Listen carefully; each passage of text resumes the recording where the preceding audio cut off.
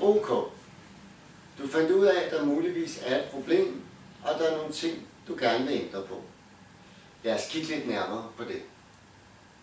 Først og fremmest skal du vide, at det med at ændre på dit hashforbrug ikke er et mål i sig selv. Det er et middel til at opnå det, du drømmer om. Hvad mener jeg med det? Fælles for de fleste mennesker, som ønsker at ændre på deres hashforbrug, er, at de oplever, at de mangler noget, eller de savner noget, og at hashen er blevet en forhindring for dem. Det er meget vigtigt, at du finder ud af, hvad er det, du gerne vil opnå, og hvad er det, hashen forhindrer dig i at gøre. Hvis du skal ændre på dit hashforbrug, skal du gøre noget andet, end det du gør i dag.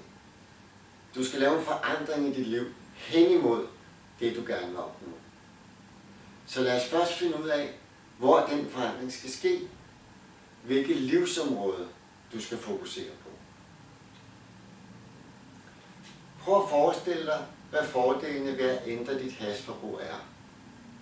Er fordelene eksempelvis, at du ønsker at blive gladere, friskere, få bedre økonomi, bedre forhold til din kæreste eller familie, bedre selvværd og selvrespekt, at du bliver i stand til at yde dit bedste i forhold til uddannelse eller job.